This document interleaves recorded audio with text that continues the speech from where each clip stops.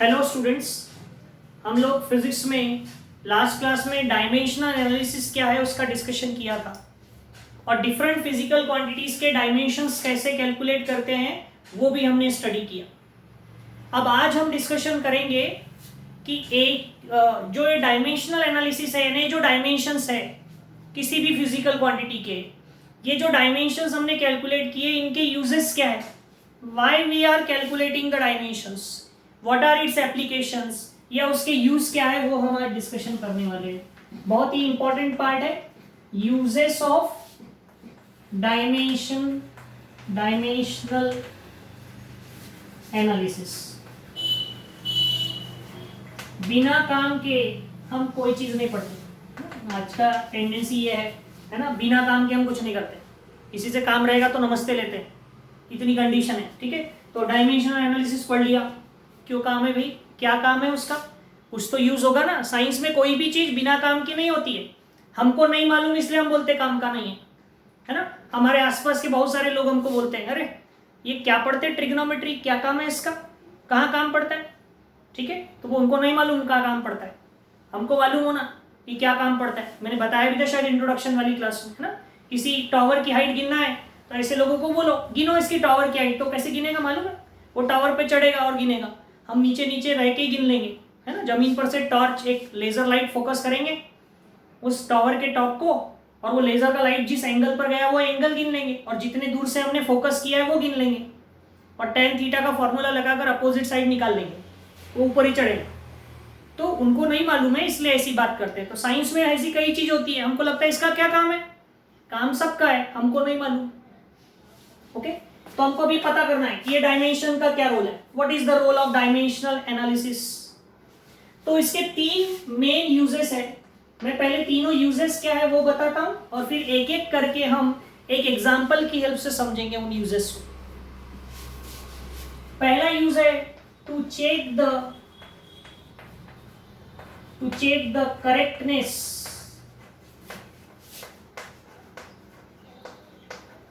Of a physical quantity.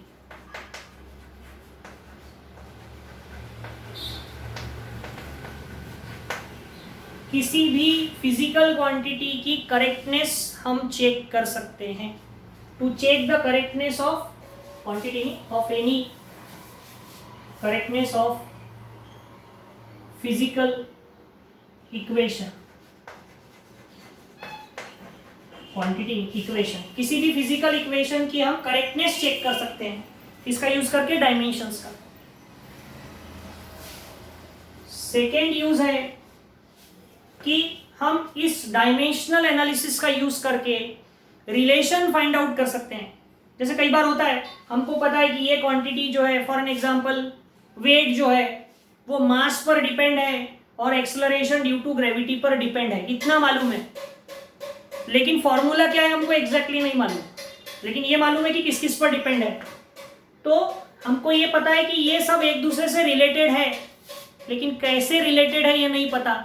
तो dimensional analysis का use करके पता कर सकते हैं कि वो क्या रिलेशन है ना। हम लोग कभी किसी को देखते हैं तो बोलते हैं हाँ ये उसका रिश्तेदार है, लेकिन उसका रिश्ता क्या है वो हमको नहीं पता, तो हम वो निकाल सकते हैं। अब वाला रिश्ता नहीं निकाल सकते ना, लेकिन फिजिकल क्वांटिटी के ये रिलेशनशिप हम फाइंड आउट कर सकते हैं by dimensional analysis. To find the relationship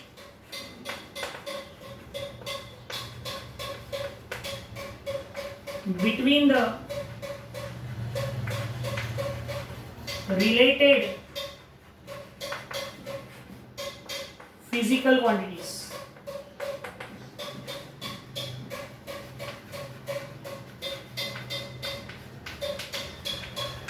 यानी जो रिलेटेड फिजिकल क्वांटिटीज है, हमको पता है ये रिलेटेड है, लेकिन उनके बीच का रिलेशन नहीं पता, तो वो हम फाइंड आउट कर सकते हैं किसका यूज करके, डायमेंशनल एनालिसिस का यूज करके। और एक यूज या एक और इसकी एप्लीकेशन है, देखो जितनी भी फिजिकल क्वांटिटीज है उनके यूनिट्स होते हैं, लेकिन हमने अलग अलग सिस्टम पता है, एसआई सिस्टम पता है, सीजीएस पता है।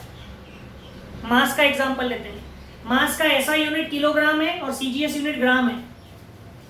तो ये दो सिस्टम में दो यूनिट है, किलोग्राम और ग्राम। अब 1 किलोग्राम यानी कितने ग्राम, ये हमको नहीं पता।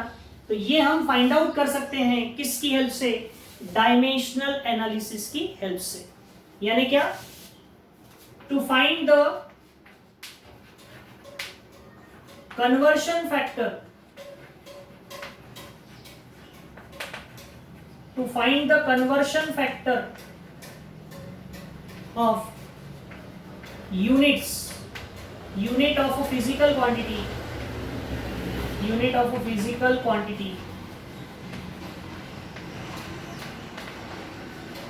in two different systems.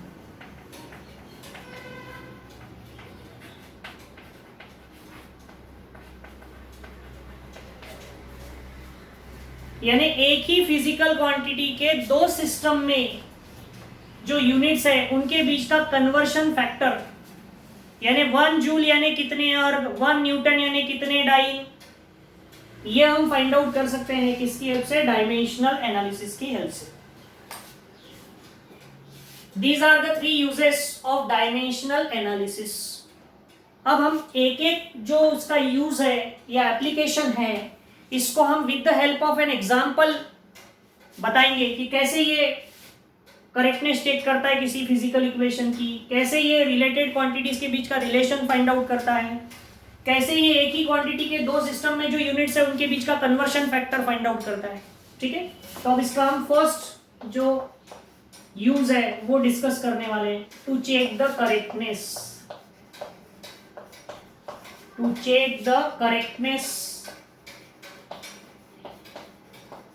to check the correctness of a physical equation.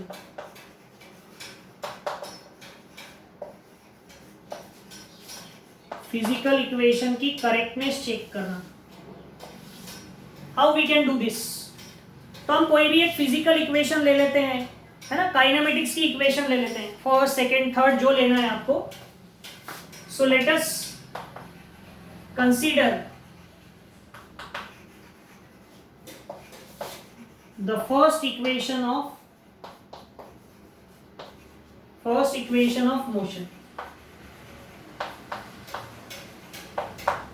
Motion की फर्स्ट इक्वेशन हम कंसीडर करते हैं। क्या है first equation, v equals to u plus at। ये काइनेमेटिक्स की फर्स्ट इक्वेशन है। हमने क्या करना है, ये जो डायमेंशनल एनालिसिस है इसकी हेल्प से हम कैसे करेक्टनेस चेक करेंगे, हम क्या करेंगे, लेफ्ट हैंड साइड में जो क्वांटिटी है उसका डायमेंशन निकालेंगे और राइट हैंड साइड में जो क्वांटिटीज है उनका डायमेंशंस निकालेंगे।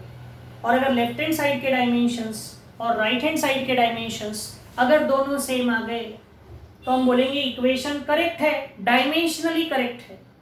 और अगर इक्वेशन डायमेंशनली करेक्ट है तो इक्वेशन करेक्ट होगी। सिर्फ उसमें नंबर का हम कुछ नहीं कर सकते। कभी कभी कुछ इक्वेशन, जैसे सेकेंड इक्वेशन है ना काइनेमेटिक्स की, s equals to ut plus half at square, तो हाफ लिखा या नहीं लिखा डायमेंशनली आपकी इक्वेशन करेक्ट आएगी। तो वो थोड़ी लिमिटेशन है, लेकिन बाकी सब चीजें हम इससे चेक कर सकते हैं।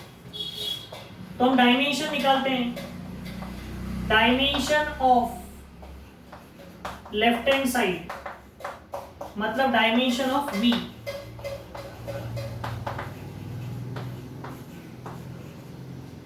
तो v के डायमेंशंस क्या होंगे, तो v यानी क्या होता है, यूनिट क्या होता है इसका, v यानी speed metre per second, metre यानी l और पर सेकेंड यानी टाइम टू द पावर -1। तो हम इसको ऐसा लिख सकते हैं LMT, t -1 है, m है ही नहीं तो 0। ये लेफ्ट हैंड साइड के डायमेंशंस हो गए। अब राइट हैंड साइड के डायमेंशन में दो पार्ट है तो हम दोनों के डायमेंशन निकालते हैं। डायमेंशन ऑफ u यानी अगेन स्पीड ही है तो उसका डायमेंशन भी सेम यही होगा। फिर डायमेंशन ऑफ at, तो at का डायमेंशन क्या होगा, a यानी एक्सेलरेशन, तो देखो length 1, mass 0, time -2, metre per second square, ठीक है, और मल्टीप्लाइड बाय टाइम यानी t to the power 1, l और m तो होगा नहीं उसमें, तो ये क्या आ जाएगा दोनों का मल्टीप्लीकेशन करेंगे तो L है ही नहीं L1, M है ही नहीं M0, t⁻⁻2 इंटू t⁻1, तो -2 + 1 यानी -1। लेफ्ट हैंड साइड के डायमेंशंस राइट हैंड साइड की दोनों क्वांटिटी के डायमेंशन सेम आ गए। So dimension of right hand side दोनों सेम ही है, तो प्लस करना है तो सेम क्वांटिटी का ही प्लस होता है ना, तो दोनों के डायमेंशन सेम आना ही था, आ गए। तो लेफ्ट हैंड साइड का भी डायमेंशन देखो और राइट हैंड साइड का भी डायमेंशन देखो, सेम आ गए। तो हम बोल सकते हैं कि dimensions of left hand side is equals to dimensions of right hand side. यानी ये जो इक्वेशन है, इक्वेशन 1, ये क्या है, ये डायमेंशनली करेक्ट है, डायमेंशनली करेक्ट है। अगर ये डायमेंशनली करेक्ट नहीं आती तो हम बोलते हैं कि ये इक्वेशन करेक्ट नहीं है, रॉन्ग है, कुछ तो भी गड़बड़ हो गई। आप अगर गलती से v = u + ut लिख दो, ये 80² लिख दो, तो डायमेंशन सेम नहीं आएंगे, तो हमको समझ में आ जाएगा कि गड़बड़ हो गई। तो गड़बड़ हुई या नहीं हुई ये चेक करने के लिए हम डायमेंशंस का यूज करते हैं। और यहाँ दोनों के लेफ्ट हैंड साइड और राइट हैंड साइड के डायमेंशन सेम आ गए, तो इसे एक नाम है, इसे कहते हैं principle of homogeneity of dimension. ये डायमेंशन की होमोजेनिटी है कि दोनों जगह होमो है, होमो यानी सेम, दोनों तरफ के डायमेंशन सेम है, तो इसे कहते हैं principle of homogeneity of dimensions. कभी कभी ऐसा क्वेश्चन भी पूछा जाता है, what do you mean by principle of homogeneity of dimensions. तो उसका मतलब ये होता है कि कोई भी फिजिकल क्वांटिटी अगर है तो उसके लेफ्ट हैंड साइड के डायमेंशंस और उसके राइट हैंड साइड के डायमेंशंस हमेशा सेम होंगे। नहीं है अगर तो इक्वेशन रॉन्ग है, समझ जाना, लिख देना equation is wrong, dimension same होना ही चाहिए। ठीक है, तो ये फर्स्ट यूज है किसका, डायमेंशनल एनालिसिस का, to check the correctness of a physical equation. ठीक है, अब हम उसका second use that is to find the relationship between the related physical quantity, इसका डिस्कशन करते हैं। Okay,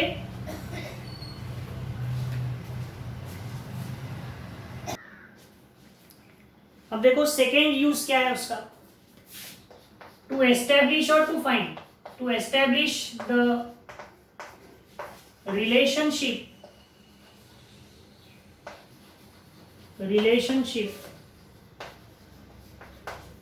between related physical quantity, यानी जो हमको पता है कि ये क्वांटिटीज एक दूसरे से रिलेटेड है, लेकिन कैसे रिलेटेड है वो नहीं पता, तो वो रिलेशनशिप हम फाइंड आउट कर सकते हैं किसका यूज करके, डायमेंशनल एनालिसिस का यूज करके। जैसे एक एग्जांपल लेते हैं, हम तीनों यूज को एग्जांपल की हेल्प से समझेंगे। एक सिंपल पेंडुलम है, सिंपल पेंडुलम यानी क्या, एक धागा है, धागे को हमने एक ऐसा वेट बांध दिया, पत्थर बांध दिया, कुछ बांध दिया और उसको ऐसा ऑसिलेट किया, तो वो ऐसा ऐसा ऑसिलेट होता है, धागा यहाँ पकड़ के रखा है और ये ऐसा ऑसिलेट हो रहा है, तो इसको बोलते हैं simple pendulum. So time period of simple pendulum,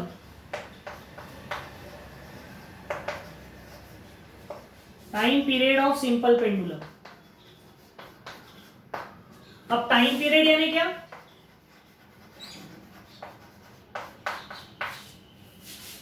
उस पेंडुलम को एक ऑसिलेशन करने के लिए लगने वाला समय, एक ऑसिलेशन यानी यहां से शुरू किया, इधर गया, वापस आया, इधर गया, वापस आया, तो एक ऑसिलेशन हुआ। So time taken by the simple pendulum to make one oscillation, that is called time period. So time period of simple pendulum depends on length of wire or length of string L and acceleration due to gravity, acceleration due to gravity.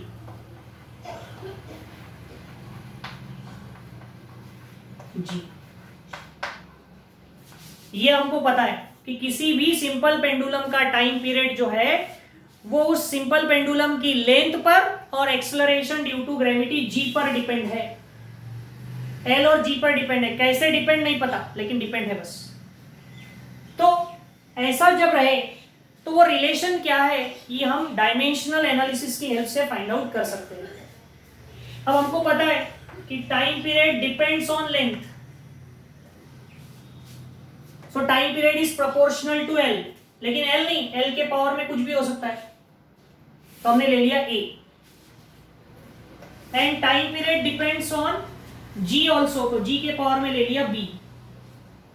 अब आप बोलेंगे sir ये directly proportional होगा, ये किसने बताया?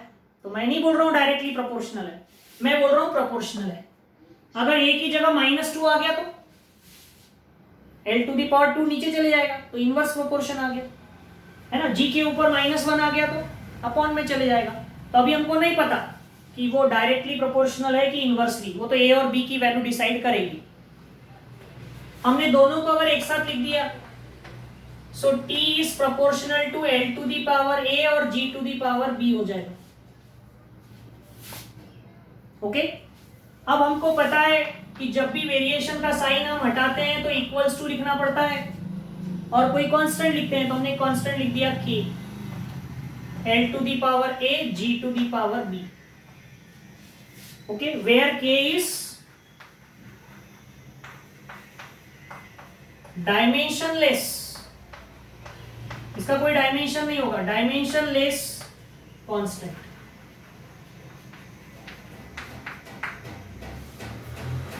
अब हम क्या करेंगे, लेफ्ट हैंड साइड में टाइम पीरियड है, तो डायमेंशन ऑफ टी, सबके डायमेंशन निकालेंगे। डायमेंशन ऑफ टी क्या होगा, L0 M0 T1, टाइम है तो T1।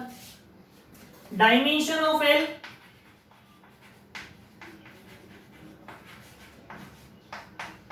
क्या होगा, L1 M0 T0।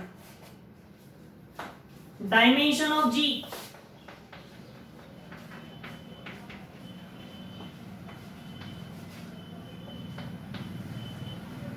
G यानी एक्सेलरेशन, एक्सेलरेशन यानी metre per second square. So length के पावर में 1, टाइम के पावर में -2 और मास के पावर में 0। ठीक है, तो ये डायमेंशंस मिल गए आपको टी के, एल के और जी के। अब हम t की जगह t के डायमेंशंस लिखेंगे, तो t के डायमेंशंस क्या है, L0 M0 e⁻1 equals to k, तो कांस्टेंट है एज इट इज रहने देना। l की जगह l के डायमेंशन लिखना L1 M0 T0, और उसके पावर में a था तो a रहेगा, a नहीं लिखा तो भी चलेगा। इधर LMT L1 M0 T⁻², इसके पावर में क्या था b। तो लेफ्ट हैंड साइड में तो कुछ सॉल्व करने के लिए है नहीं, राइट हैंड साइड में सॉल्व करना पड़ेगा। तो क्या होगा जरा देखते हैं कैसे हम रिलेशन फाइंड आउट करेंगे, जरा देखो। बहुत ही इंटरेस्टिंग और बहुत ही सिंपल सा है ये। लेफ्ट हैंड साइड तो एज इट इज रहेगा L0 M0 T1, right hand side में ये इसके होल पावर में a है, तो सबके पावर में a आ जाएगा। तो l के पावर में 1 था, पावर में 1 इंटू a, m का पावर 0 था, 0 इंटू a 0, t का पावर 0 था, 0 इंटू a 0। दूसरे ब्रैकेट में l के पावर में a था, 1 था, उसके पावर में b, m के पावर में 0 था, 0 इंटू b 0, और t के पावर में -2b।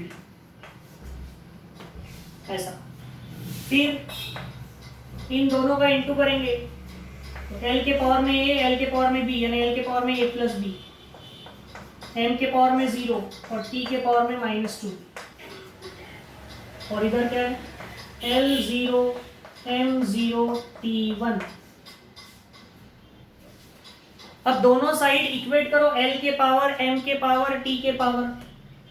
तो l के पावर इक्वेट करेंगे तो a plus b equals to 0। So a equals to क्या आएगा, -b। t के पावर इक्वेट करो तो -2b इक्वल्स टू क्या आएगा, 1। सो b इक्वल्स टू क्या आएगा, -1/2।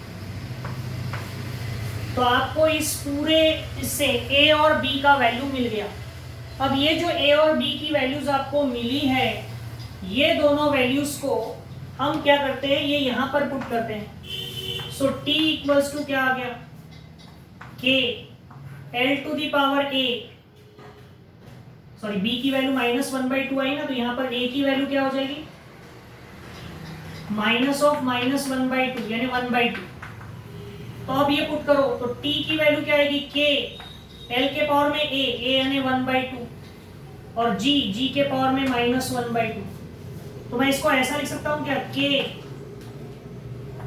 l/g के पावर में 1/2, -1/2 तो नीचे लेकर चलेगा, तो इसको मैं ऐसा लिख सकता हूं क्या, t equals to k √l/g, k √l/g, ठीक है।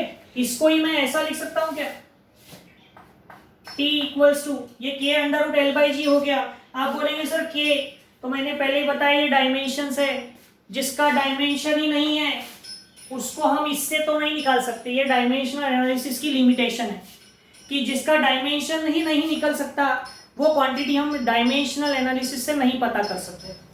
लेकिन एक्सपेरिमेंटली ये फाइंड आउट किया गया कि ये जो k है, but experimentally k find out किया गया और k कितना होता है, 2π। तो ये जो फॉर्मूला बन गया आपका क्या बन गया, 2π √l/g। तो ये फॉर्मूला है time period of simple pendulum का। तो हमको ये पता था कि टाइम पीरियड एल और जी पर डिपेंड है। कैसे डिपेंड है ये पता चला है हमने। कैसे पता किया, तो डायमेंशन का यूज करके। तो ये डायमेंशनल एनालिसिस का यूज है क्या, टू फाइंड द और to establish the relationship between the quantities which are related to each other. जो ऑलरेडी रिलेटेड है लेकिन कैसे रिलेटेड है ये हमको नहीं पता था, तो हमने डायमेंशनल एनालिसिस का यूज करके फाइंड आउट कर लिया। आया समझ में। तो ऐसे क्वेश्चंस एग्जाम में पूछे जाते हैं और हमको ये आना चाहिए। एक और यूज इसका रह गया है कि अगर एक ही फिजिकल क्वांटिटी के दो सिस्टम में, हमको पता है 2 यूनिट्स होते हैं, जैसे 1 जूल अर्ग, तो 1 जूल यानी कितने अर्ग, 1 न्यूटन यानी कितने डाइन। तो ये भी हम डायमेंशंस का यूज करके फाइंड आउट कर सकते हैं। That third use we will discuss in our next class. Okay.